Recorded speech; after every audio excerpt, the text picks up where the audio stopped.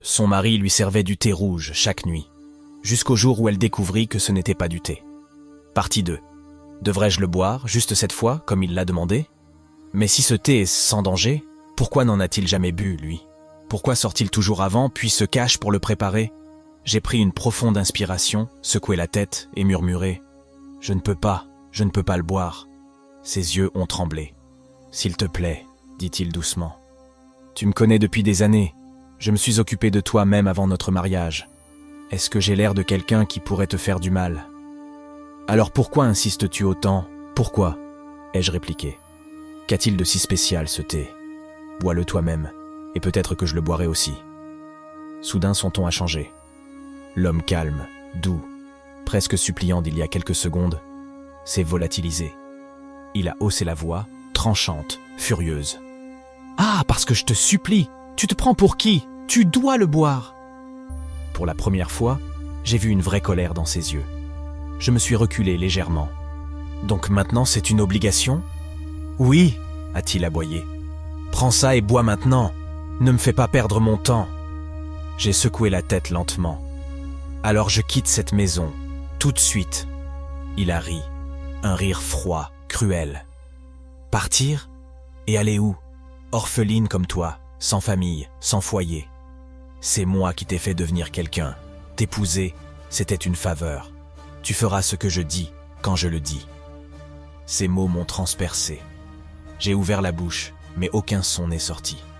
La douleur des souvenirs, la perte de mes parents, la solitude, les années difficiles, tout m'a étouffé. Les larmes ont commencé à couler. Je l'ai regardée, tremblante, et j'ai dit « Oui, je suis orpheline. Traite-moi comme tu veux. Mais si les hommes me trahissent, Dieu, lui, ne me trahira jamais. » Il m'a fixé. Mais avant qu'il ne puisse répondre, quelqu'un a frappé à la porte. La pièce est devenue silencieuse. Il s'est figé, les yeux grands ouverts de peur, sa main tremblait, et le thé s'est mis à couler. Épais, sombre, glissant le long de la tasse. Je l'ai vu. Mon estomac s'est retourné. Était-ce vraiment ce que j'avais bu tout ce temps? La personne a frappé encore. Plus doucement cette fois, j'ai repris ma voix. « Oui, attendez, j'arrive. » Je me suis dirigé vers la porte. Il a crié « Non, ne l'ouvre pas !» La frappe est revenue, lente, délibérée, presque prudente. La panique déformait son visage. « J'ai dit ne l'ouvre pas !» hurla-t-il. Mais je n'en avais plus rien à faire. J'ai tendu la main vers la poignée quand j'ai ouvert. Je me suis figé. C'était mon oncle, l'homme qui avait rendu ma vie insupportable après la mort de mes parents. Sans les inconnus bienveillants qui m'avaient aidé, je ne sais pas où j'aurais fini. La dernière fois que je l'avais vu remontait à plus de 15 ans. Il a souri faiblement. « Jenny, comment vas-tu? »« Je vais bien. Entrez, je vous en prie. » Il a secoué la tête. « Pas besoin. Je ne suis pas venu m'asseoir. Je suis venu te sauver de cet homme qui dit être ton mari. Va préparer tes affaires, on s'en va. » Je suis resté planté là, l'esprit vide. Devais-je être soulagé ou effrayé? Comment m'avait-il retrouvé? Je me suis tourné vers mon mari.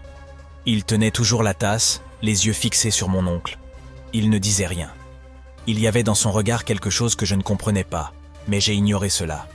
Peut-être valait-il mieux partir. Comment rester avec un homme qui me cache tant de choses et insiste pour que je boive quelque chose que je ne comprends pas? Au moins, loin de lui, je pourrais réfléchir. Je suis allé dans la chambre pour préparer quelques affaires. Alors que je fermais ma valise, j'ai entendu la voix de mon oncle, basse et ferme, comme s'il parlait à mon mari. « On t'a donné assez de temps », disait-il. « Pas d'autres excuses. » Je suis resté figé. Qu'est-ce que cela voulait dire? Je suis sorti avec mon sac. « Allons-y », dit mon oncle doucement. J'ai hésité, puis je l'ai suivi dehors. Il a ouvert la porte de la voiture. Je suis monté. Nous sommes partis dans la nuit silencieuse. Les minutes semblaient durer des heures. Je regardais par la fenêtre.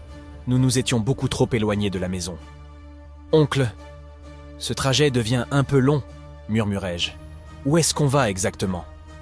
Il a souri faiblement, sans me regarder. « On y est presque. » J'ai forcé un sourire. « Merci. » Mais au fond de moi, je n'étais pas rassuré. Quelque chose n'allait pas. J'ai sorti mon téléphone. juste pour me distraire. Et c'est là que j'ai vu le message de mon mari. Il avait été envoyé 40 minutes plus tôt, chérie. Je suis désolé.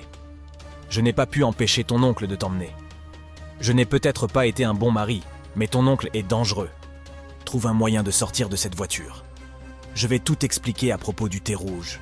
Tu mérites de connaître la vérité. Si tu rentres et que je ne suis pas là, j'ai laissé une lettre avec toute ma confession. Mes mains se sont mises à trembler. De la sueur a perlé sur mon front. Mon oncle m'a jeté un coup d'œil. « Jenny, ça va ?» Il a pointé du doigt la route. « On arrive bientôt !» dit-il. J'ai levé les yeux et j'ai vu un bâtiment isolé, presque caché par les arbres. Se dresser dans l'obscurité, mon cœur s'est serré.